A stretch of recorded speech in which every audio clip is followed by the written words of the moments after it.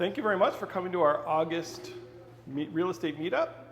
Tonight, Rick Rhodes is going to talk a little bit about the market and what he sees in the landscape. I'm going to talk a little bit about maintenance and at least Marda's approach to how we handle maintenance, and then we're going to be open to whatever questions you might have as the crazy world of the Windsor real estate market marches on. One little tidbit before we get started is Chris McLeod, who's a real estate agent, friend of ours, was at a battery plant meeting late last week where they told them that they will need 3,500 places for people to live, for people that are going to work at the battery plant. So Chris got on the phone and says, how many rentals do you have? We have 44. Vacancy rate's 1.2. I have no idea where 3,500 people are going to live. Like, someone's got to put some shovels in the ground. So all of your places, get them done because they will all rent. So anyhow, that's not even, I think, the pending crisis is students in the next 2 weeks. Because I think if a student's coming to Windsor and they don't have a plan already, or the place they arrive at is full of mold, they're literally not going to have a place to go to. Like, we just don't have enough spots. We usually move 110 people in September. We've got 44 available spots today. It's crazy. Rick, tell us about the market. Come on up. We should start a brand new subdivision and call it Battery Village. Yeah. What's the market going to be like next year? Right? Yeah. I think we may go with Battery Park. You don't like that? Well, we'll just live off New York. We'll Battery Park. Battery Park. Take us away. All right. And what is the market going to be like next year? We're just saying we're in for the biggest collapse. We're in for the biggest up market. Man, there are so many theories out there, and that's exactly what they are. I was talking about something else, and the question I asked was actually to a guy at work this morning. Anytime you see the stuff on Facebook or anybody say, is that your opinion? Or did you base that statement on fact, on research? And I just about blew him away when I said that, because there's so much crap. Some of it's good, but so much stuff that's being talked about. So what's the market going to be like next year? Let me start by saying that in about 1995, I heard this thing, knew nothing about it, but I heard this thing, had something to do with the US presidential elections. And they happen every 4 years. President gets elected in November, gets sworn in second week of January. But there's a somewhere around January 6th, as it turns out. We have a comedian in the audience. The thing is that it's far more than the 4 years. Now I started to study this, and I went back to 1964 and found that 18 months before the presidential election, the current president starts to arrange to borrow, well, it used to be millions and then billions, now it's trillions, but they borrow a ton of money. And over the 18 months leading up to the election, they spend it. And they put it into the economy, interest rates, employment. They need everything looking real good for the upcoming election. They borrow a ton of money and pump it into America. The election happens, whether it's a first-term president or he's in his second term and gets kicked out, he wants his party to win. So starting, probably the middle of January, you'll see the interest rates go up just a touch and then continue to go up because they have to pay back all of that money that they borrowed 18 months ago. They go through about a 12-month period where they're borrowing money, which is hurting the economy and it's increasing inflation and all the other stuff. And then there's a little bit of a leveling off where interest rates are coming down, things are good, and then we get to the 18-month point again before the next presidential election, And if you want to do something just before like 20 months, 24 months, like buy stocks, buy real estate, something like that, because with the money being pumped in, mega bucks being pumped into the economy and into the States, everything is wonderful. 2 chickens in a pot, you want a brand new car, appliances, whatever. And the more I researched that and the more I studied it, and I went back to 1964, every 4 years, studied that whole thing, absolutely true. This is exactly what happens. When is the next US presidential election? 2024.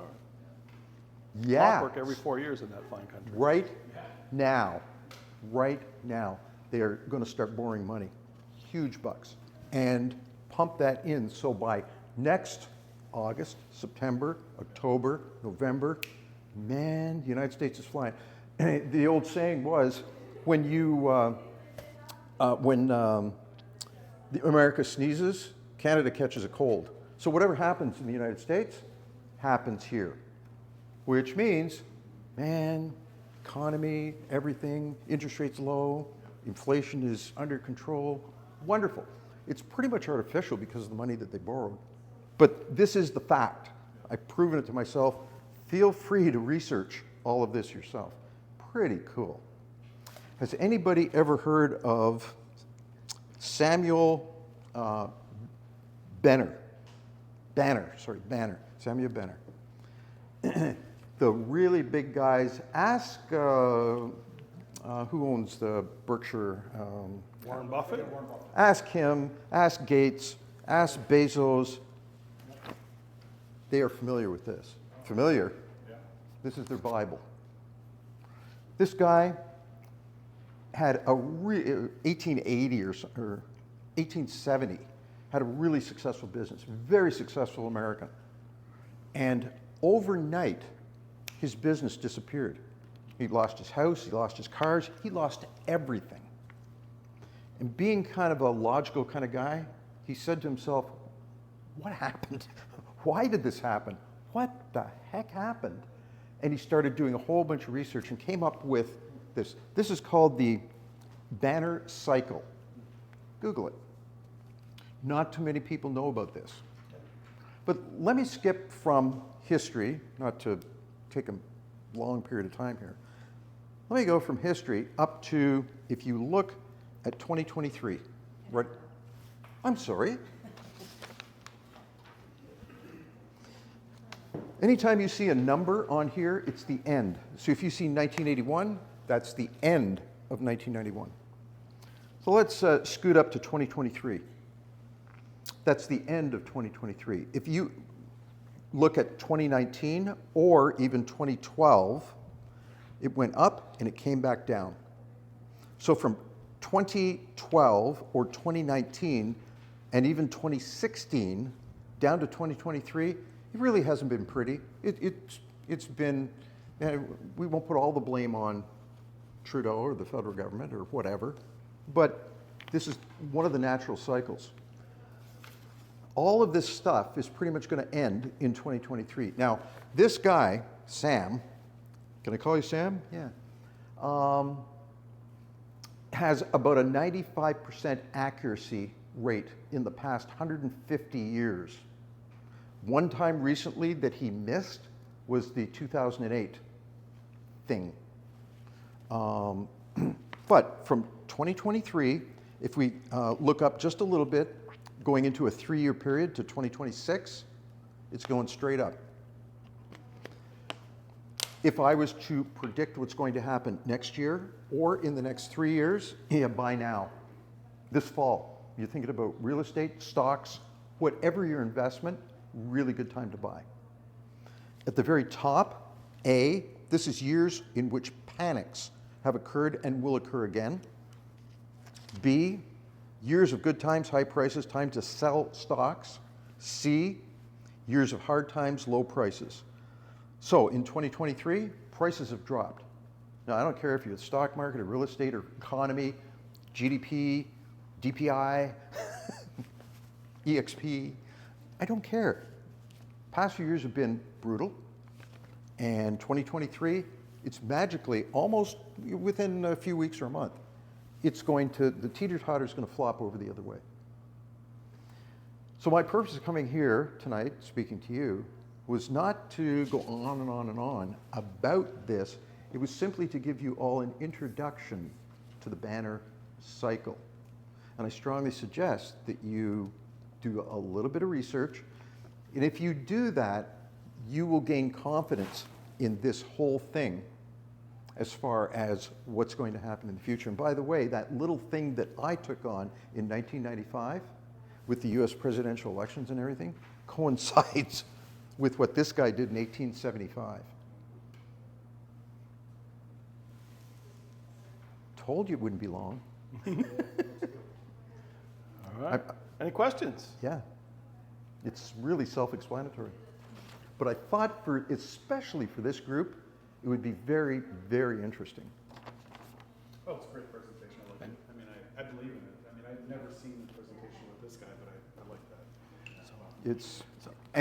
But the main thing that I can say about this is, not mine from 1995, although it's proven accurate since 1964.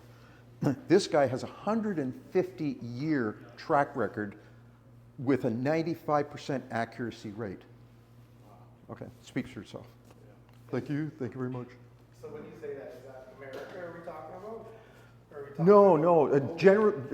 Globally, but this is specific to North America. Well, it's specific And to the again- U.S. presidential cycle, so it's an American. Oh, It's an American cycle, when Canada probably has a lag effect on every American cycle by some period of time. 6 months to a year, I'd say.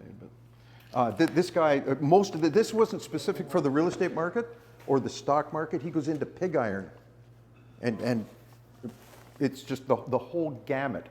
And he brought it all together with this. So I have a question. I saw something on Facebook saying that starting 2024, because there's a low inventory on house selling, the prices are going to go up. So what do you think about it? As we've discussed, my take on this whole thing is prices are continuing to go up. Everybody's saying prices are going to fall, prices this, that. The stock market goes up and down. The real estate market goes up and down. But the difference is real estate goes up and down on an incline. That's why houses are worth more than they were in 1980, whatever. Right now, because of a whole bunch of policies, immigration is one, far too many people coming in. The battery plant is another really good example. There is not enough supply for the demand, and this is business 101, supply and demand. If you have less houses and a huge amount of buyers, which we do, and in the foreseeable future that will continue, prices have no choice but to go up. They will dip a little bit. We're in a dip right now. In this year, 2023, we're in a bit of a dip right now. Wonderful. Prices will continue going up. They have no choice of that. It's business 101, supply and demand. All right, supply and demand on the rentals too? you bet. Yeah. So you can get news about whatever you would like to hear about. There's that, because it's difficult to predict the future. The future is really easily predictable. Then none of us would win because we'd all be playing exactly the same playbook. There's enough room for all of us. Okay. So Windsor's a very interesting market in particular, right? Like, I've spent about a decade in the GTA. I just got back to the Essex County area about 2 years ago. And you've been here for a very interesting 2 years. yeah, like, I got back. What I was paying for a 600 square foot condo down on Lakeshore Park Lawn is what I got for a waterfront waterfront cottage in Leamington, where we spent 2 years there. And now I'm in Bell River in 5,000 square feet, paying just under around $3,000 for about 5,000 square feet. Whereas that is a $5,500, $6,000 investment per month in the GTA, not even downtown Toronto, but like Marda, Richmond Hill, things like that. So I kind of keep Windsor and Essex County outside of the actual real estate market that's happening in Canada because we're in such a unique position. Being born and raised here in this city, leaving for a decade and coming back, I value it so much more. Like, we we got water all the way around this county. You know, it takes 40 minutes, 30 minutes to go from one way to the other, anyway, in any which direction. And the supply and demand with the investments coming in, it's a double down market, in my perspective, is what it's looking like, amidst everything else that's going on in the economy. There was an article that came out about a week, I think not a week and a half ago, but maybe a week ago. A week ago. that's- Conference board? That said, if I may be, pardon me, girls, blunt for just a second, Windsor was the rear end of Canada for so many years, and now it's the darling of Canada. The article basically said, Windsor is the darling of Canada. It's the place to invest. It's the place to live. It's wonderful. The economy there. We get the bridge. We get the battery plant. We get the hospital. We da da da da da. And this whole article went on glowing about Windsor. That was a week and a half ago. Is that the same one that said basically all of Canada is going into recession? Same article. Except, Same article. except Windsor. Now, yeah, we could debate that, but And I mean, the article is mostly about Windsor. The conference board might have had other pockets of Canada that were not going to have recession either, but that article was about how Canada nationally was going to have a recession in the conference board's opinion, but Windsor will avoid that because of the dynamics of our market. Yeah, we were so far behind, right? Like, when I got my first property in 2011, paid $65,000 Sure. on a property for, on Windsor and Giles there, which ended up selling for 3-4 times more than what I picked it up for. But like, Windsor, I feel like even when I was in the GTA, if I mentioned Windsor, some people didn't know where we were located. mortgage brokers. That's on them though. Those are the people who think Northern Ontario ends at Barrie. Mortgage brokers would not fund a deal if it had Windsor on the beginning of it, or anywhere in the, they would not fund a deal. Mortgage brokers from the GTA. I used to take offense to it. Now I'm like, oh, you don't know where Windsor is? Perfect. Yeah, please stay away. So, I mean, that was a dynamic of a different time, right? That in 2008, 2009, we had a 13% vacancy rate. So if as an investor, there's a pretty good chance that your place was not going to get rented at all, let alone get a decent rent. Yep. When we started in this business, we were offering free last month to anybody that would come along. The screening process was not as good as it needed to be, even for then. It was a different environment. It was a great place to learn how to do property management, though. I want to talk a little bit about some headlines in the news just in the last day or two. So I was listening to CNBC on my way here, and the main story I was listening to as I walked here tonight was about Treasury. So that's the arm of the American government that buys things, is hoarding cash and have been for about 4 months. Now that, according to the news story, is about the potential of a government shutdown in October, and they need to be able to pay their debt, and their $1.7 trillion is their deficit right now, and so they need to be prepared in case they can't cut checks. They gotta have some money in the bank in case there's a government shutdown. So that wasn't that interesting to me, except in light of Rick's presentation tonight that would indicate that would dovetail directly into these cycles, right? And so there could be just a lot of dynamics that impact how those cycles work, because there's no question that if there's a government shutdown in October, the party that's not in power will be more enticed to have that shutdown last longer because that looks worse for the party in power, regardless of who it is. Like the Democrats did this to Trump, and the Republicans are going to do it to Biden, and so they're building a cash hoard so that doesn't impact the economy so badly because they want the economy looking great, right? So I think the dynamics are probably different every cycle, but yet the cycles tend to work out to be pretty similar, right? So that's food for thought, and I think everybody should do a little of their own research to see what you think of that whole thing. Other news I wanted to talk about was that conference board story, which I thought was very interesting. And it's the same, I mean, if they could have come here for 4 months and got all the detail they needed for their story, right? Like, We've got all the major projects, which swing a big stick in Windsor, right? Like 3,500 new places for people to rent, that is a major impact on our economy. So Whereas, if they're workers, don't they just stay like at a hotel? They're not. but they're workers here, these are workers coming from Korea to work at the plant. Permanent. That's just like people coming from like Toronto to build it. They're temporary. That's not what they were talking about Are at they this. not hiring local Windsorites to help run the plant? Yes, but they're bringing a lot of, like, they're suggesting they need 3,500 spots in Windsor. Yeah. And they need them by early 2025. And I'm like, Is it like a mega plant? Is it a mega plant, battery plant? Is it like a plant idea, or is it a huge? The value will increase. it seems huge when I drive by it, but I don't know if it's really big by battery standards. Like, you will understand this better than me, but the batteries are so expensive to move around that we seem to be building battery plants Honestly. near where cars are put together. So I think it's the hub for Southeast Michigan and Windsor and like. Well, the next so 3 to 4 years. pretty good or so. size, I would say, probably, but I don't know how big it is compared to Tesla's Just hold plants on to in it and Texas then or, sell it. or whatever. You know, in 3 years, 4 years. And they, I mean, you make a ton of money.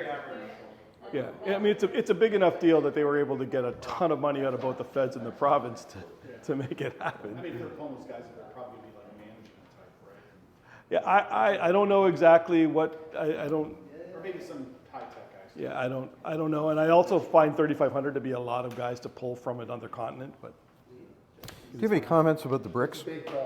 pardon me? Do you have any comments about the bricks? About The bricks? the bricks. That's the Chinese, the Russians, the Iraqis, all getting together. They're having a big meeting next week. And a lot of people are not looking forward to that. A lot of people over here are not looking forward to that meeting over there. So that's Brazil, Russia, India, China. Is that what you mean by BRIC? Yeah, they call it the BRICS, and it's the 6 or 7 countries that are, and, and it's going to be gold backed. Yeah, I mean, actually, China's got a ton of gold. I mean, they have like maybe more than 100 times the United States, maybe 1,000. I mean, like 1 trillion tons of gold. It's an ungodly amount. But yeah, I mean, the only thing I can say there is I read a lot of articles about the currency war. But presently, the last thing I read is they don't think it's going to start really affecting the West until 2035. That was just a real positive thing. So, because everybody's saying people are trying to dethrone the dollar, but you look at China, you look at Russia, and right now the #1 supplier to the West is Mexico, not China. And there's a lot of other. I think we were talking about going to other countries like 5 years back. I work for a global German company, and then of course all the stuff happened with China, and now Vietnam is also being looked at. They opened up their economy. Matter of fact, there's an electric vehicle company in Vietnam. Yeah. Electric vehicle company in Vietnam that is worth more than GM and Ford. How's that? So, I mean, I think what's going to happen in China is because they're going in the direction they're going, is that the West will counteract and like what it's going this way. They're going to be quiet, kind of like not really try to cause war or anything. Because there's no win-win situation with that situation. But just try to really push more economies and not have all the eggs in one basket. And like both the United States, Canada, and Britain will move in this direction. Yeah. What I've heard is if they, over there, the Middle East and Russia, China, if they take on this currency that's based on gold and Europe basically jumps into that, the US dollar has always been the go-to dollar in times of trouble. It'll switch over to them being a gold-backed currency. And that's their big fear, apparently. Yeah, but the funny thing about that, I mean, I remember reading a conspiracy book that I love. This guy gave me. It's called The Creature from Jekyll Island. the guy that wrote it was a master financial guy. Went to Ann Arbor, and I mean, he just like, of course, his whole behind every conspiracy theory, there's a belief. And you have to understand what the motivation is. His motivation was for gold-backed currency, but when you really look at it, like when you look at the gold-backed currency, or you look at modern, money, which is all fiat fake, right? It's pretty much backed by bombs and bullets. That's what makes Yeah. money Yes. worth it, bombs and bullets. Don't anybody That's tell you what the wrong. US economy is based I on. mean, that's what really, yeah, exactly. But not just the U.S. economy, it's Britain, it's everybody. Yep. Everybody has a modern economy. Yep. All that money is fake. And what that money Yeah. is debt. That's it. Yeah. And when you get into trouble, what you do is you sell debt to make, to get out of debt. Yep. And so what I see is, like, I see right now China's in trouble. They also are being haunted by the big real estate, all these buildings and cities Correct. they built. Correct. And they, and the only worry I have about China is they suck us down the toilet with them. Yeah. Because Me too. That's my only worry about China economically, is somehow they pull the world into a global recession. And that's only working to our benefit. And the other thing there is they're an aging population. So, they only get so much really time if they want to make a world war, because after that, you're going to be fighting super old people. So, I think we've learned, I think the West helped them, but they have to learn that, what the world is going to do is they're not going to just put all the eggs in one basket like we did last time. And I think we're going to ease out of it, but I don't think the currency is going to take over the West. And when I say the West, I mean like Canada, United States, Britain, the Western countries. I mean, even though we all think we're individual, don't even think that for a moment. I mean, everybody speaks, and there's the West, and the West is where we are. Yep. So, and the U.S. hasn't always been that currency, right? That currency does change from time to time. So if you want a whole history on that, Ray Dalio's out there talking about big debt cycles and all kinds of things. And at some point, the U.S.'s run will end, but I don't know when that will be. I think I'm more and more convinced all the time that China's economy is a little bit of smoke and mirrors right now. That the strength of their consumer is not very strong right now, and they're going to need to pay a lot of attention to that. You can't believe anything that they say. So Almost. Well, Chinese people, it's like the 1930s in America. I mean, they saved a lot. I mean, you can almost parallel to us in the 30s, the way the savings and stuff are. Yeah. And and I think their biggest problem is I think they're going to run into some hard times, and I think they had it good. They're there. Yeah, I mean, that whole model with us in China was set up in 1980 with Ronald Reagan and Volcker, right? And that was the model set up, and it ran for the longest time. And now that China wants to be a world leader and run the world, and everyone's like, I don't know about that. So now it's changing, right? So now behind the scenes, people are going to be taking all those eggs in that basket and moving to other places. And I think that's going to happen. And I think we're going to try to keep the peace. I mean, we'll see where it goes. yeah, that would be.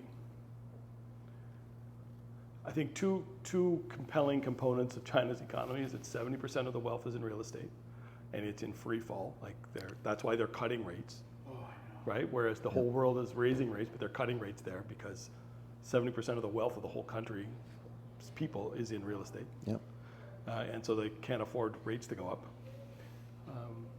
Is there no chairs over there for you guys? Yeah, just go grab them. Yeah, just go grab them. And I think the other thing that's a real problem for them is they have a 21% unemployment rate of people under 25. That's crazy.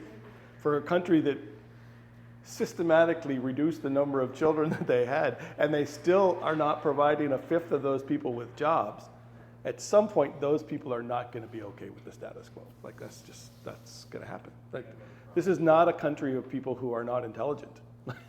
Right? So at some point, that group of people is going to be like, this is not a fair deal for me. I can't participate in the burgeoning growth of the country. Similar probably to what happened here in the 60s, right? Right? So we'll see what happens there. One other thing that I want to point your attention to is everything is cyclical. Real estate is cyclical. And Rick sent up an article about a C.D. Howe Institute, which is a group that they're pretty legit. Wrote an article in 1981 about what Canada needed to do to get a handle on their housing crisis. And you could publish it today. And so I don't know what's going to happen in Canada. So, Tatiana, you were asking about what is going to happen in Windsor, Essex in particular. I think we talked about all of the components of the economy that are going to drive some jobs here.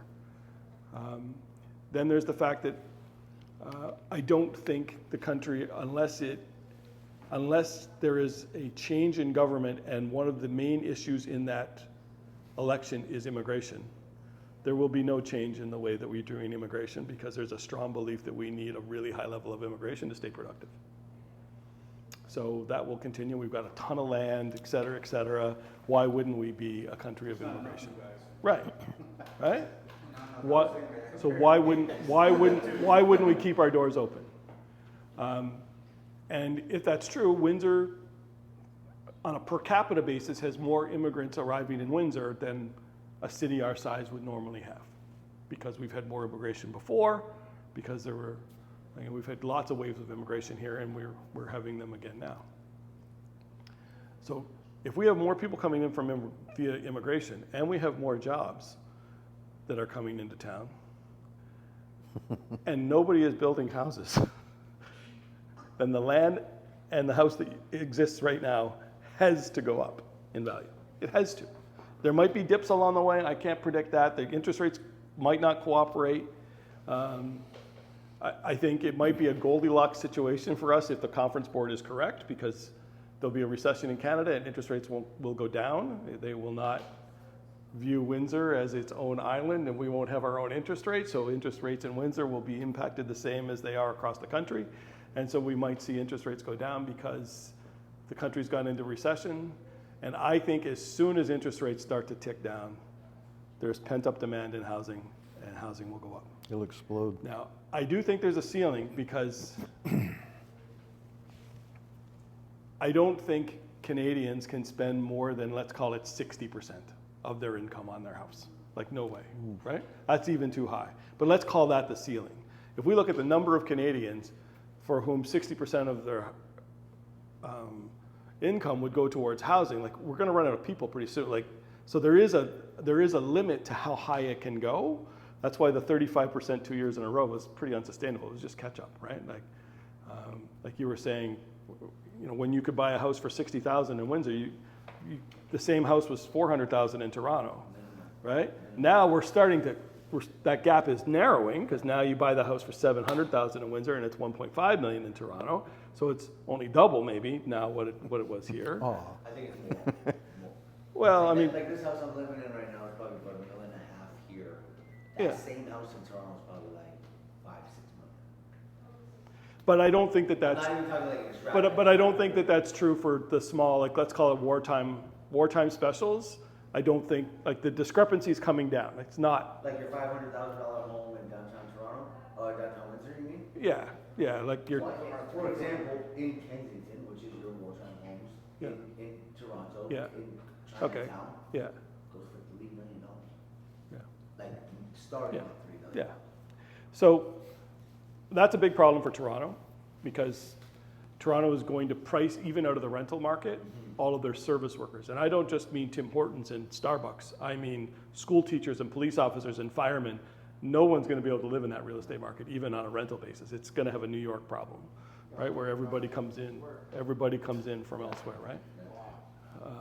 But when you look at Kitchener, Cambridge, Guelph, I did a little bit of work over there, like their average home is what, $850, $950 now? And I'm talking, those are the old homes that you're talking Sure, about. sure. And Kitchener Not like a had the new single Toronto. biggest drop in the country. Where? Kitchener had the single biggest drop in the country, I think, in the When, last 12, recently? yeah. No, it'll come back up. It just got crushed, that's all. Like, Windsor got crushed too. We were close. So did we drop like 20? We dropped 22%, and I think Kitchener dropped 26 or something like that. Like, they just had a higher base to start with. So if you were an investor in Kitchener, it was harder to stay above water, because you were investing $1 million in your flip that you hope to sell for 1.7, and now all of a sudden that's worth $500,000. That's a $300,000 problem or whatever, right? Like, that's why Kitchener was particularly challenging for investors and for Calvert. And so the other issue is the rental market, which we've talked a little bit about, but I just want to highlight that I think we're going to see potentially national stories, but definitely Windsor Star articles in the next 3 weeks about how there's no place for students to live. Because our vacancy rate's the lowest it's been since we are in existence. And a neutral vacancy rate is considered about 3%, right? 3% just helps everything move. People can move, you can reset your rents, you can refurbish places when they're empty. 3%, everybody's happy. There's enough places for the renters. It's not really a renter's market. There's enough place for there's few enough openings that the sellers or the landlords still have some pricing power. 3% considered neutral, kind of like 60 days of inventory for housing. Is that what is neutral? I would say. So I think it's Yep. considered 60. Yep. All right. So our vacancy rate's half that. Right. So if you're a landlord, the way that in some ways it's great, and in one way, Ontario's rent control rules are going to work. They don't work very well if people leave every 2 years because, who cares? You were under rent control for 2 years and you got to reset when somebody else moved in. But we have nobody leaving. We have no places becoming vacant because they have no place to go. They don't want to go to a more expensive place, rent. Right. Right now, if they go to another place, That's they're right. going to be paying a higher. That's right. That's right. Especially if they've lived anywhere if you've lived anywhere for more than 2 years in Ontario, you're under rent, right? So we had an employee who had a particularly challenging situation.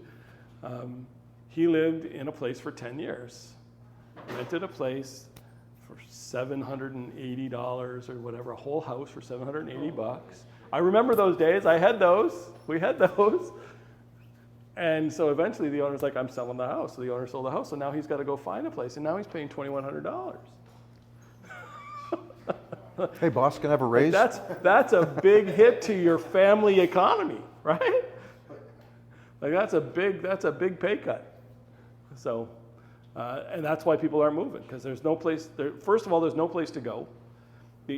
There is a significant vacancy rate on the really high end because we've a little bit overbuilt the stuff that's $2,500 and more, thinking that there's an unlimited supply, but there isn't an unlimited supply of people who can qualify for those places. Right. So they're taking longer to fill.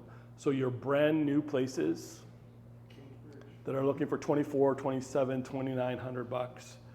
$2,900 for apartments. Where do you like to say that's the best target? Kind of depends where you're at, but it really depends. You need to know what you're offering, but I just rented in my own building a 1-bedroom apartment that's renovated. It's nice. It's got granite countertops, but it's a 1970s, bulletproof building. You know what I mean? That are built like schools. All right? Yep, that one. Giles and Lillian. So 1191 Lillian. 1 bedroom in there just went for $1,350. Okay? And student's a law student. He's like, I only want an 8-month lease. We're like, we don't do an 8-month lease. He's like, I really need an 8-month lease. I'm going to leave in 8 months. We said, okay, we'll let you have an 8-month lease. $1,450. He's like, no problem. $1,450 for a 1-bedroom. In-suite laundry, and does that have heating and cooling, or just what was the heating? In-suite laundry, heating, not cooling. You provide your own cooling. Like a baseboard or a boiler? It's baseboard. Baseboard, so. Yeah. But you heat it. You pay for it. The utilities are not included. It's $1,350 plus utilities. Now, the utilities aren't too crazy there. It's an apartment building. It works out okay, but that's crazy. That's a lot of money for a 1-bedroom in a building that I think is designed for the service worker economy. I don't have tech workers in there. Wow. Do you have a range in your mind where you think 1 bedroom, 2 bedrooms, and 3 bedrooms should be? In Windsor right now, I think that it's you know this as much as I do, that it's pretty hard to have a blanket number all over the place. I know But I think $1,250 to $1,650 for those kinds of apartments. Okay. The problem is the houses, there's an awful lot of houses for rent in Windsor. none of them are going for less than 1,700. Like no matter how bad a shape it's in. If it's a freestanding house, it's $1,700 bucks. But there's also none of them going for more than, like, with a few exceptions of like really nice houses, almost nothing's going for more than 26, right? So there's a pretty condensed amount of rentals there. So that's going to put an upper cap on those three bedrooms, because you're going to be like, you're always bumping into the low end of a house, right? The problem on the houses is there's just nothing. There's no houses. I've got 0 freestanding houses available for rent. What kind of place did your tenant get for 2,100? Was that an apartment or was that a house? You got a house. You got a house? You got a house for 2,100. There's lots of houses going 1950 to 2,100. Like village houses, 1950. Wow, that much, eh? Yeah. I'm telling you, 1,700 is like Glengarry and Assumption. Or maybe there is no Glengarry and Assumption. Glengarry and Yeah, downtown. yeah, like the worst part of the city. You just have to say Glengarry. We got it. Right? Like, if it's going for less than 1,700, there's a real problem with the house. And now that's our houses, so there's some houses I won't manage, right? Like, if Dad didn't want to renovate his houses and he wanted to rent them the way they were before he renovated them, then I probably wouldn't manage them, right? And you probably could rent that you could probably get that for less than 1,700, because the house is substandard and, you know, has real problems, right? But what are you getting for yours on Northway now? Those are got to be all, anybody who's 2 years or less must be over 1,700 there, right? No, recently just rented one for 1,700. 17? Before that, on the average, 1,400, 1,450. And then when you first bought them, where were they at? 950? Oh boy, 800. 850, yeah. Now those, I really like that. that was 2003, 2004. I know. And it's that area is one of my favorite areas to purchase rental houses, because the demand is off the charts all the time. So that's the area in there behind, like, just east of Huron line, kind of behind all of those, behind Taco Bell, behind Pizza, Northway and Daytona, like Fred's, Fred's neighborhood. Yeah, that's everything is in high demand there all the time. If you would really like to overpay for a place, I'm sure you could buy it. Hello. All right, let's talk a little bit about maintenance. Let's talk about congratulations.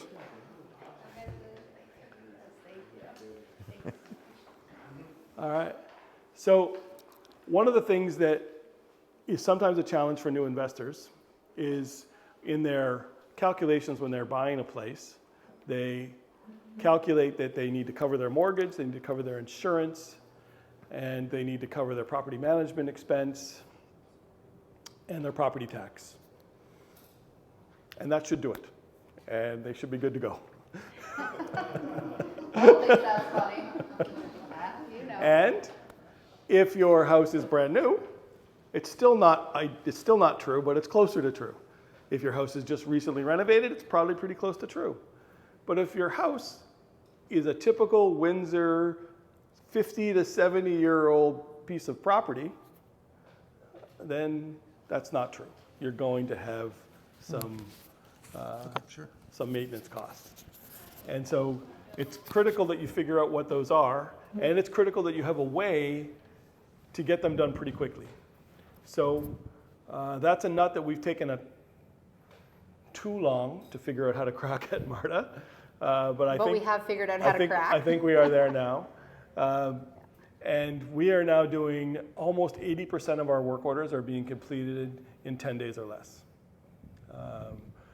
which is a big feat. That's Big feat. That's a pretty big deal. That's been tough. Because we're talking hundreds. 3 or 4% of your work orders at all times are a nightmare for whatever reason.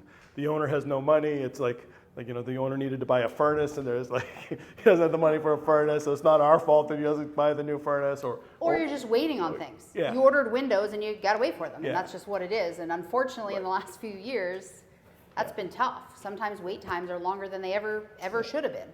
So they end up waiting for those reasons too. So it doesn't make sense to game the system so that you close or work orders are going to take a long time. So if someone wants screens in November, sorry, you're not getting your screens till the spring. That's going to sit as an open work order and make my numbers look not great for a while, right? That's okay. We know that we try to keep it at 3% at 90 days, at over 90 days. Those are almost always like problem work orders of some kind, any number of reasons that are causing the delay. They need to be monitored carefully because you need to make sure you're not just forgetting about doing them, but that's about 3 or 4%.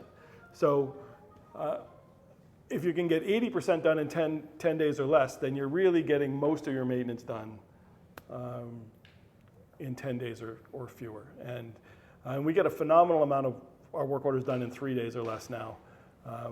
But I think 10 days is probably a safer number to use because that involves a little bit more challenging work. Some of the ones that are open and closed in a day, the tech went to solve a flapper problem and while he was there, found another problem with the tub and fixed the problem while he was there. Well, that work order got opened and closed in an hour, right? So that's also probably not a great, that's helping us on the other end in making our numbers lower or look better. And then the 90 days make them look worse. But our goal is to get 80 to 85% done in 10 days. And I think that when you're a landlord, you should be looking to try to do that too. I think most tenants don't expect you to be able to fix it tomorrow, unless it's an emergency problem, in which case they would like it fixed before they call because that's Water why leak, they rent fridge, it. heat, internet. Internet, water, Yeah. fridge. That's more like it. We definitely have some student-oriented rentals who would rather not have water than not have internet. Absolutely. There's no question about that. We try to prioritize fire safety as pretty much our number one. Obviously, all safety measures, we try to rise to the top, certainly, but fire safety is number one. We absolutely never leave someone overnight without a smoke detector for any reason at any time, or without a proper CO detector. So if someone literally has to get one from the shop and leave our office, even if they're not in maintenance, then that's what we do. If we have to sit it up somewhere high until tomorrow morning so that it's there, then that's what we'll do. But at the end of the day, we want to make sure that people are protected. It's a huge problem. People pop their batteries out all the time because they don't have a spare and they don't want to listen to it beep. They take the detector off the wall or the ceiling because it's too close to the kitchen and they're frying bacon or whatever they're doing. And at the end of the day, it's really, lives in jeopardy. So that always rises to the top for us. Number one, fire safety for sure. And that stuff we will do same day. And as a landlord, you should have one of those in your vehicle all the time. Always have a smoke detector with you so that you don't need to leave any of your places without one, right? Because it's the one error that can really affect your whole livelihood, right? Because you don't want to be notified that there's a smoke alarm problem and then you didn't address it and then there was an issue, right? So just have a smoke detector. Even if you aren't the installer, then at least you can have a smoke detector in the house that's operating, until you can get an installer there, right? Go ahead.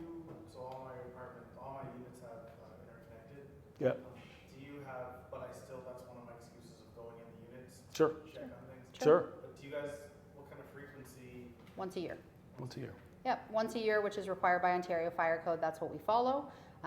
We do have our tenants sign off in an addendum to their lease that they will check it monthly. We do send out reminders to our tenants a couple times a year as well. We do post stuff on social a couple times a year as a reminder, but we actually go in the unit and check it once a year. Yeah. I like your addendums are pretty strong. Thank you. Thank you. I go twice a year, but your addendums, I like Yeah, reading the well, addendums. help yourself. Omit the logo, you're good. For me, it's Keep the logo and hire us if you'd like. Yeah, no, I get that for sure. And some of, what we want to make sure is it's always that balance between, yeah, we want to see inside too, right? And we want to make sure your fire safety's in check and we want to make sure we're in compliance. And at the end of the day, when we get in there and get that opportunity, we're checking for date. If you didn't know, smoke detectors expire after 10 years, so they do need to be replaced even if they seem like they're working. That's the law. So we're checking for date, we're checking battery, and then obviously we're just checking general operation and making sure they're there. Because that's the other thing. We'll compare it to a move-in inspection and say, hey, there was a detector here, now it's gone. Where is it? Yeah, we'll replace it, but we might be charging the tenant for that, and that happens sometimes too. Do you have a database kind of where, when you need Yep. triggers Absolutely. Yeah. The property management software is really good at that, as long as you're good at entering the data, which we've gotten better at over time. Good data in, good data out, right? For sure. There's a place to keep it there, as long as you put it in. Yeah. If your smoke detector in any of your properties is that the yellowing, like it's not supposed to be yellow, but it looks yellow, then Just replace it. for sure it's over 10 years. You don't even need to find the date, just get it down there and replace it. Because fires do happen. These are people's homes, right? We probably have a fire, I'm just guessing, maybe once a year probably throughout our system somewhere. An actual Yeah. fire, Like right? we probably have A false 10 or alarm, 12 like- kind of incidents, Yeah. but one real fire, like one And insurance claim fire. we've had everything from a tenant left a pot on the stove and brought her dog out and lit the apartment on fire, literally caught on fire. Apartment above, apartment below, apartments beside, and her unit. Yep. Right? We had someone, unfortunately, dropped a cigarette onto the couch, and I will share, unfortunately, he did pass away in that fire. It only takes 10 minutes. I mean, I don't think people know it, but. Or less. It's not easy. It's tough. Yeah. So, and many other circumstances, right? So we just need to be mindful about educating our tenants and making sure that as the landlord, we're covering what we need to cover and that we're appropriately making sure that those homes are safe. We're getting those addendums signed. We're encouraging the tenants to check. We're checking them in compliance with the Ontario Fire Code. And maintenance can go on all spectrums. We're talking about fire maintenance. That's very serious. We can also be talking about caulking a tub, right? So, and everything in between. So figuring out what to do, when to do it, how far to go. That's a great question. How far to go? And that's a tough question to answer because a lot of landlords are different. And when you have a property manager who's representing a variety of input on how you want your home kept, that's tough, right? If you have mold on your caulking, should we go replace it? Is that on you as the tenant? Probably. At the end of the day, yeah, it wasn't like that when you moved in. And if you're not cleaning your shower properly, then you've got mold, And this happens in lots of different spectrums, from tub caulking to, did it just happen because it was old or because it was faulty or because you slammed the door? What is the root cause? And obviously as the property manager or you as the owner, if you're self-managing, you have to do the best you can to reason and be an independent party to the best of your ability to say, hey, is this legit? Is this something that can really happen? And we often look to our experts who we count on. That could be our in-house maintenance techs. It could be outsourced field workers, depending on the type of project it is. We'll say to Zuliani Glass, can glass just crack like that? Is that a thing? And you know what? Sometimes they'll tell us, yeah, that could have just happened. And sometimes they will say, most certainly not. And then we understand conclusively that we can confidently go back to the tenant and charge the tenant accordingly, or confidently go back to the homeowner and say, these things can just happen and we can't say it was the tenant and we don't know that. So unfortunately it is your maintenance cost to bear. And those aren't fun conversations, but they are necessary. And digging to do the best, to get the best information we can is our job. And that's what we owe to our owners and our landlords, to make sure that we're just doing the best job that we can to do our due diligence and understand the perspective of, hey, is it McDad's cost or is it the tenant, right? Because in the past, it's been both. McDad probably thinks it's his cost too often. I get it, right? But at the end of the day, we have to work with the information we have to do the best that we can to ultimately come to the most informed conclusion and be as fair as we can. And when that ultimate outcome is it's the tenants to pay, we have to be firm and we have to collect from the tenant. That's our job. And similarly, when it's the landlord, we have to be clear and concise and honest and open with the landlord too. Because it's tough with maintenance. It's tough. There's a lot of crossover. There's a lot of gray area. There's a lot of room for interpretation sometimes. You get one contractor says one thing, you got one contractor that says something else. We have to use the people we trust to make the most informed decisions we can. And if you have multifamily property, then as that grows in size, one of the things that is a cost that you're bearing in maintenance all the time, unless you have some real scale, is you're bearing the cost of travel, no matter who does your maintenance, whether that's a Marda employee or whatever contractor you have. So you're paying for them to get to and from your building. Like that's just, to some degree. That is the reality. Yeah. And so one of the ways to mitigate that cost is to have an on-site super, right, that can do some maintenance. But in our experience, that starts to make sense around 40 units. 40 doors. It doesn't really make financial sense below 40 units because there isn't enough maintenance to do to keep that person busy enough to justify them being your building's employee, right? So if you had 2 side-by-side buildings that were 20 units each or something, then you could make that your own 40 and that you can make that work. I think there's some real benefits to the on-site maintenance person model. Sure. And then there's some drawbacks, but the real benefits is that they come to own the place. They know it. If you have the right person, they're going to take pride in it. So when they see something that just should be addressed, even though there's no work order put in about it, they're going to deal with it. Whereas if you don't have that kind of consistent on the premises all the time person, you're not going to have that level of detail to, hey, the hose bib's been leaking for 2 days. I better go deal with that. Like that hose bib's going to leak all summer. If you're going to you get a don't guy have that says, person. no work order, no, not doing it, right? That doesn't work. So I think on-sites are really good that way. You're probably, by definition, you're left with whatever expertise they have. That's your level of expertise if they're your only worker, whereas we'll send the guy that's better at drywall to do drywall and the guy that's better at locks to do locks. Your guy's going to do all of it. Right? And Dale, I think, brings up an awesome point about that. The less units you have an on-site overseeing, the more versatile they have to be.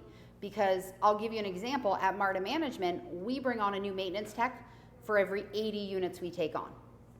Okay? And that's because each tech is, more specialized in certain areas. And, while they can generally do a variety of things, they have a certain area that they're really quite good at. And so in order to employ that person 40 hours a week, we need about 80 additional units. So if you're bringing an on-site on board with only 40 units, they better be versatile. They better have a wide range of what they can do, or it's unlikely to really render the benefit that you need it to financially to pay them to be there or live there or whatever the case may be, and in turn get enough benefit for it to be strategic and logical. And that's hard to do. Everybody says, oh, I'm a jack of all trades, I can do it all. But can you do it all reasonably well? Maybe not. And that's hard to find, right? And if you can do that, are you willing to work at the level you're willing to pay someone to do this at your building? As a super. There are folks out there who are great at everything. And they work for big developers and they get paid 80 grand a year or 90 grand a year to do it, right? So you're going to have a hard time finding that person too that can do it all and do it all really well. It can be tough. But if you can find that person. For sure. And often supers are people who are winding down their career and they don't want to move around as much and they don't want as much heavy lifting, and there's not as much heavy lifting in these jobs. And so if you just remove their need to carry drywall or plywood, then maybe they'll be fine, and they could be really good. And might not be the fastest, but you're not paying them by the hour probably, so you can work with that will work. I think that's an ideal way to solve that problem if you've got enough units. Paul, go ahead. So you hit my question, but I had a follow-up. So basically, I was going to ask about Marda's policy, I guess, on traveling to places. So we charge one-way travel. One-way travel. Yeah. And I guess, so when I become, sooner or later, you get all my properties. We're ready for you, Paul.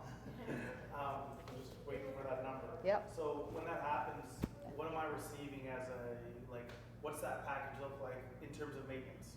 Really good question. So in terms of maintenance, the majority of what you're receiving is administrative and organizational. It's not actual maintenance. So we have our 10 maintenance technicians that work in-house. They're $42 an hour. They're billed to the half hour. You're charged one-way travel, but you're going to pay for that in accordance with what you need. We're going to administrate it. We're going to give notice to the tenant. We're going to troubleshoot over the phone. We're going to give you 24-hour maintenance hotline emergency service for any troubleshooting or after-hours requirements. We're going to give you all of the infrastructure associated with that as part of your regular management fee. But if we need to go fix your toilet, you're going to pay in accordance with that. If we need to go cut your grass, you're going to pay in accordance with that, for example. And then is there a strategy that you, when you get a unit, like you said, you wouldn't want to, I think, match his unit with where they were, and then Sure. So are you recommending kind of what should be done to decrease your maintenance costs over the long term? When appropriate, yeah. Sometimes when units come and they're renovated, then that's the end of the story. But a lot of times it's about communicating proper onboarding to understand warranty too. So if you just renovated, which is a we whole want to other thing. understand what's under warranty, because I don't want to call a technician out for your fridge that's brand new that you bought from I don't know where because you didn't buy it when we managed. We want to make sure we have continuity of and flow of understanding there. And to be so that we clear, can use you're the this. one who'll be most disappointed by that when you get the bill from us. You're like, hey, that's under warranty. And we're like, What? what warranty? What? Yeah. So if it's newly That's a renovated, big thing for you because you'll have lots of warranties. yeah, we try to work on that really clearly. And then when it's something that needs attention, we try to be clear about that. The most common time that it comes to fruition when things vehemently need attention is when they're available for rent. If someone's already renting it and they're not complaining, yes, we're checking for things right away like fire safety right off the bat, but outside of that, we're probably not making sweeping recommendations to you when someone already lives there because they're kind of paying for what they're getting. But with that said, when it's up for rent, which is not uncommon when we take stuff over, sometimes that's when people call us is when it's vacant, then we're like, hey, listen, if you do this, this, and this, you can get this much more rent. And if you do this and this, we can actually rent it. And if you don't, we're gonna struggle. And we'll be upfront about that. The difference between, hey, you need to clean this place and paint it, or we'll do it for you, just to rent it to someone who's gonna respect their space and pay their rent. We've talked at other meetings like this about our adjudication process. People who we're gonna screen that way aren't gonna live in a place that literally is filthy. So we need to get it up to a certain standard, and we'll be clear with you about that. That's very different than recommendations that can just allow you to get more rent, which we also need to be clear about, but those aren't the same. And so we try to be communicative about those things, but they most commonly come to fruition on the front end when something is available for rent. In Windsor, where the stock is, especially in sort of duplex and over, so everything except single family houses, the stock is really 70 years old or older in most cases. Most, yeah. And so my recommendation to everybody would be take a good hard look at your plumbing, because that's going to cost you a lot in dribs and drabs and dribs and drabs, like forever. Especially old buildings. So when you're, at least when you're doing a unit, then get the plumbing done in the unit. Maybe you can't do the whole building, but get that unit looked after. We've had a couple buildings over the years that were between like 70 and 100 years old, I'll say. And literally the plumbing was the most expensive item. Owners were freaking every time we turned around, because it was all galvanized plumbing primarily. And every time we turned around, it was corroded, it was fractured, stacks were cracked. We were doing thousands of dollars in plumbing repairs every time we turned around, replacing sections of stacks or sections of or runs of pipe. And ultimately, at the end of the day, the overall investment to resolve that problem from the beginning was still very steep. We're talking about 20 and 30 unit buildings here. We're not talking about, oh, just, you know, a few $1,000 and call it a day. We're talking about $100,000 and $200,000 and $300,000. But at the end of the day, what these owners were consistently having to put out in these repairs to create what was then a fractured plumbing system was substantial. And so, yeah, plumbing's a big one. And there's a lot of collateral damage if you're waiting till it's leaking, right? So A lot of drywall. So you got a lot of drywall Drywall's replacement. expensive. That's not just cut out by the plumbers, which you have to do either way. It's, you know, the stuff that gets soaked and the ceilings that fall in, and then there's the emergency component that affects your pricing, right? So when the ceiling falls in on a Thursday night At 9 p.m. You know, you're probably having to do something to deal with that in some way on Thursday night, and so that's expensive. The other thing that's important to consider, since we're on the track and talking a little bit about plumbing, is hot water tanks. Yeah. So a lot of people, especially in our region, rent their hot water tanks. Some people own them. Interestingly enough, from an infrastructure standpoint, if you calculate the cost of renting a tank, it's about 3 times the cost of buying one over the life cycle of it. So typically it is more cost efficient to buy, but if you don't have the cash, then, you know, some people rent. The other reason people rent is it's just an easy option. They're like, oh, it's $30 a month, just do that. Unfortunately, though, over the life cycle, you're paying a lot more. If you own the tank, though, there's a couple of really important things to consider. One is if you rent a tank, you can actually call the company and ask them the buyout price.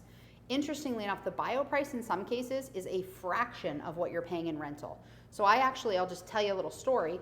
Very early days of Marda, I called and asked what the buyout price was on a 6-unit apartment building tank. It was a couple $100 a month rental. They're like, $40. I'm like, what? What are you saying?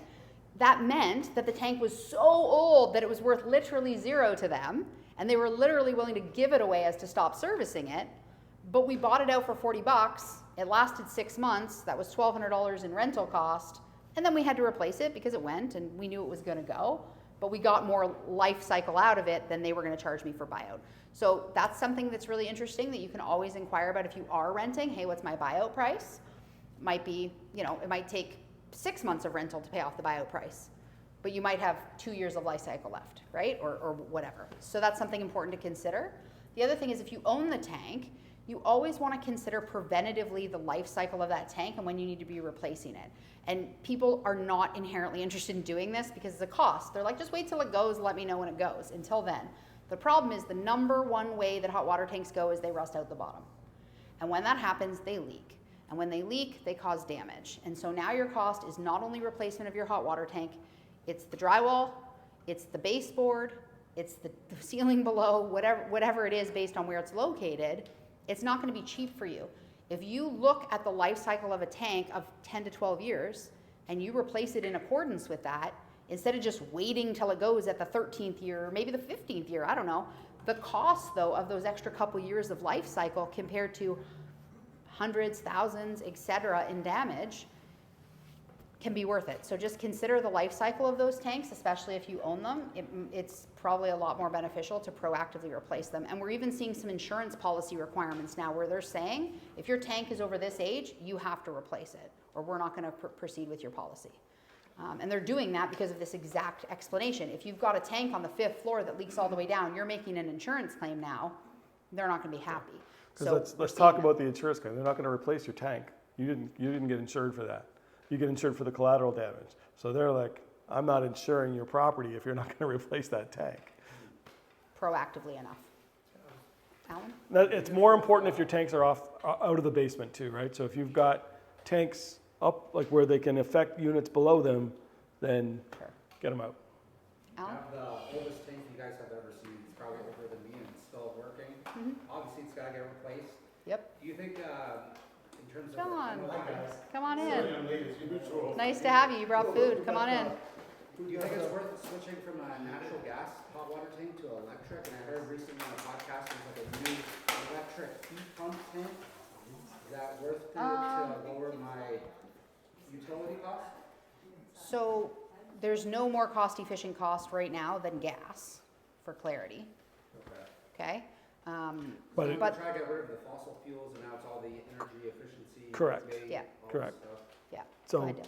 if it's electric already, then the heat pump is probably cheaper for sure, maybe significantly, just like heat pumps in the villages are significantly cheaper than the baseboard heating that they have. Enwin is projecting 30% cheaper. Plus you get a rebate. But gas is Yeah. the cheapest for now. Gas is Right the now. cheapest, but Not necessarily the best for the I think that there environment, but it is the are- cheapest. I think that there are political Forces. Yeah. there are political forces that are going to make all fossil fuels the same price as renewable fuels over time. So that That's kind of what I'm thinking, like, do I just, because at the Ottawa Street property, I have 2 gas meters. Yeah. One is for the hot water tank, which needs to get replaced, and the other one is for my commercial unit for a gas furnace. So I'm like, do I just get rid of, all the other units I'm doing electric heat pump? So I'm like, Do you I just get do rid of them there the gas too? meters? Do I just get rid of that Enbridge bill and just pay a little bit more to Enwin? So in all likelihood, your shorter term costs will be higher because electricity is more than gas right now. But by the way trajectory that seems like things are going, in all likelihood, you will have a more even cost down the road. So you got to decide. that's based on interesting because construction. I think this conversation 7 years ago with someone in your seat, you would be trying to figure out How to no, turn everything you would be to trying to gas. convert your electric building to gas. Like I looked at trying to We figure had out this how I can conversation. put individual furnaces in In all my 15 units unit building. in 15 unit buildings. And the reason we didn't do it is not because of the cost, but because we couldn't figure out any way to do it without putting pipe all over the outside of the building, which was a no-go for the designer. For a lot of other reasons. John? I can add 2 things, so you're my neighbor, how you doing? Good. If you have a boiler, anybody has a boiler, Yep. we're changing the laws significantly. In 2025, there's sons of, lots of women here, so they're all sons of bitches. It's a real problem. So I have a boiler in one of my buildings, and that boiler was excellent, very efficient, beautiful, Wall McLean or something. Weil McLean. Whale yeah. McLean, one. yeah. But in the winter time, part of it went out, so I lost about a quarter of the heat. I had to. One of the sections went, yeah. Yeah. So I said to myself, oh, what do I do? Do I fix it? Whatever. I couldn't find parts for it. Is the problem? They would not have parts during COVID or after COVID. Part of the problem is, well, McLean only runs some of their manufacturing every 20 weeks. Yeah, and that's a big Well, problem. yeah, So Whale 20 McLean's weeks, delivery the whole times are winter's really, over, right? yeah. So now what I'm doing is different a little bit. I don't know if anybody thinks about this. I am putting separate little furnaces in each one of my apartments upstairs. They're little furnaces. They're 40 BTU. Are they like Magic Pack or something like that? I don't know what that. It's Okay. Coleman, nice Okay. ones. Yep. My guy has been Sure. with me for 20 years. Yep. So, So like the Coleman yeah. stove guys? Uh, The Coleman stove guys, the same Coleman? Probably. No, it's a Coleman furnace. It's Yeah. beautiful, but Yeah. the guy's In name is each unit. actual Cole. Lloyd Cole, yeah. Yes. But no relation. I thought, give me a better discount, but no. Yeah. So he's putting them in, and it's 5 of them. Yeah, 5 of them on one gas bill for now. But I've done it so then 5 pipes are going up the wall into the building. If gas prices go insane, then it may be that I will change it into 5 separate gas units. But You'll right split it. now, you cannot. I don't think you can beat gas.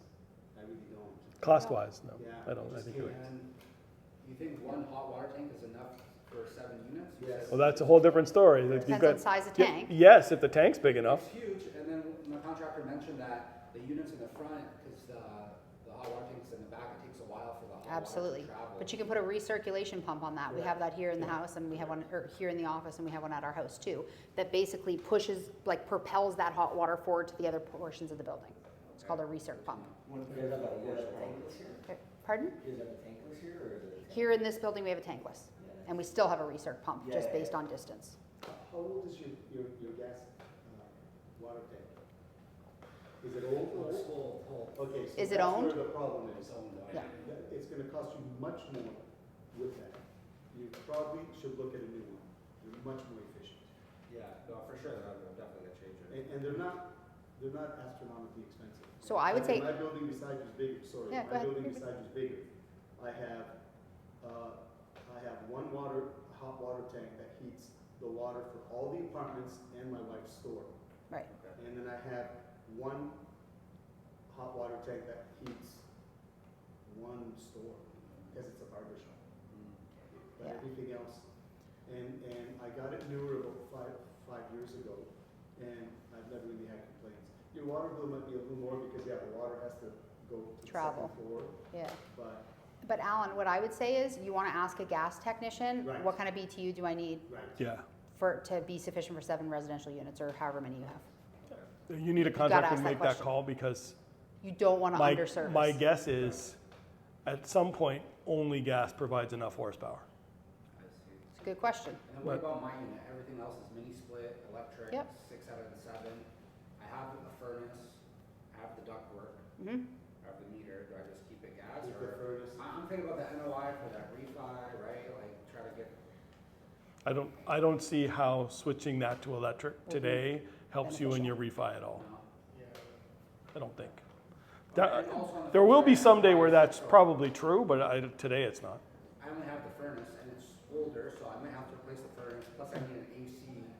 So it's like, Right. Now, as soon as you need an AC, So your furnace and AC combo is probably what, like 7K probably for replacement if you do them both, right? 7 grand?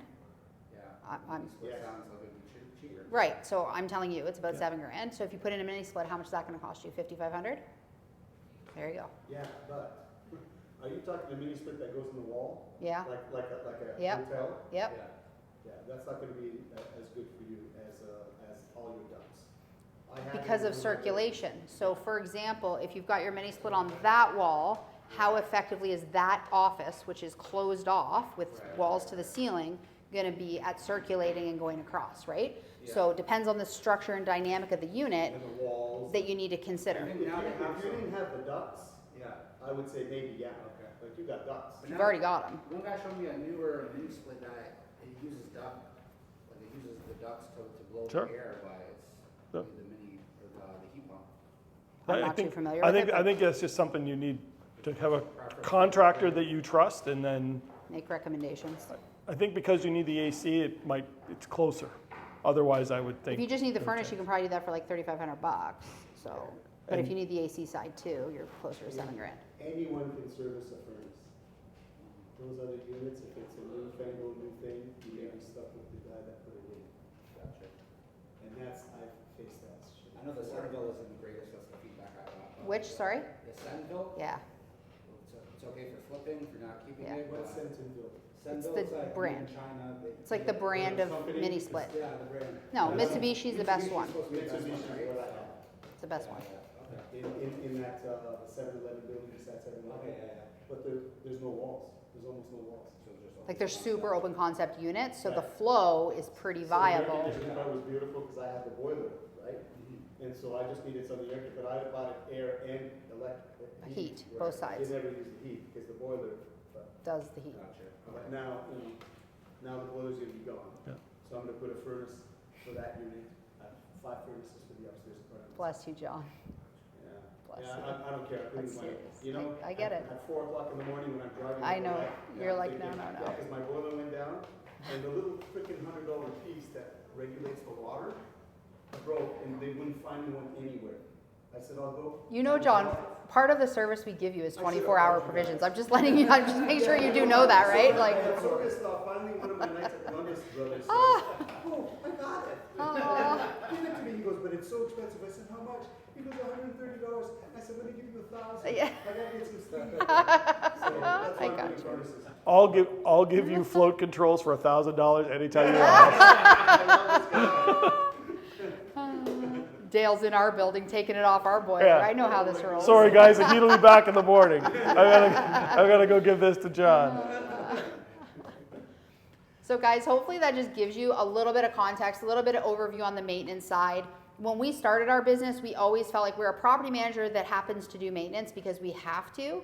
What we didn't really understand is every property management company, it absolutely has to do maintenance at an in-depth level. And until you can find a way to master it, you're never gonna get your costs appropriately under control. I mean, when you've only got a couple of units, it's a little bit easier because you can just, call a friend or call a guy or whatever. But when you're trying to grow your portfolio and do things en masse as you continue to get bigger, I know there's a few people in the room today that are growing their portfolios. It gets tough once you get to that point because the guy next door or that, neighbor who happened to cut the grass for a gift card is just not so viable anymore en masse or on a scalable size. So it's really important that you think about what kind of cost outputs are you going to really have when it comes to maintenance, how much discretion do you have, where do you draw the line, how do you hold the tenant responsible, because that's a huge piece. We talked about that earlier tonight. It is a huge piece. Having those moving condition pictures is key because you can immediately just point back and say, no, it was not like that. Here you go. And I'm charging you and here's the bill and that's that. And I will tell you that our overall collection rate on those types of cases is pretty decent, especially when the people still live there. When they're gone, it's a lot more difficult. See ya, never to be seen again. But when they live there and we fix it and we bill them and we show them consecutively, look, here are the photos from when you moved in. Here are the photos from today, and it's well documented. Our success rate's pretty reasonable because generally speaking, no matter what sometimes people think about their tenant, typically speaking, tenants do want to do the right thing most of the time. They do want to have reasonable rapport and relationships with their landlords most of the time. There's one in every crowd, don't get me wrong, and sometimes more than one. But mostly, they don't want to be in conflict with their property manager or their owner. They don't want to be fighting with their owner most of the time. So if you can be reasonable with them and demonstrate how something clearly has to be charged to them and is value add that you fixed it, at the end of the day, most of the time they will step up. Again, there's always a few, but most of the time. So it's important to have that because if you just go to them and say, it wasn't like that, I know it wasn't. Yeah, that's a little tougher argument sometimes, and depending on the personality, depending on their approach, not as successful. So I've got 2 final nuggets for you about maintenance. One's a strategy and one's just a good story. If you have a multifamily building, and especially if you have investor partners, I think one of the best things that we've done is every time there's a refi, so every 5 years when it's time to refi, we look at what are the big things that we think need to happen in the next 5 years? What's the roof like? What's the boiler like? And we take that money out of the refi. so that we never need, I really try hard not to go back to my investors and say, hey, the boiler went last night. I need 10 grand from each of you tomorrow. Right? 20 or 30. Right? Like that's Those the things aren't problem, cheap. or from your own pocket to come up with. So take a look at the age of your stuff, and if you're with us and you have a refi coming, then I'm happy to have a conversation with you about what kinds of things might go, how long things have been in place. So you're looking at all of your HVAC stuff, your roof, your windows, Parking lot. your parking lot, all of that stuff that is big ticket items that is the easiest to pay for at refi time. Right? Very so you just hard put that to money shell aside. out 20, 30, 40, 50, 60, $70,000 in one foul swoop Yeah. for a roof, for a series of windows. Very difficult.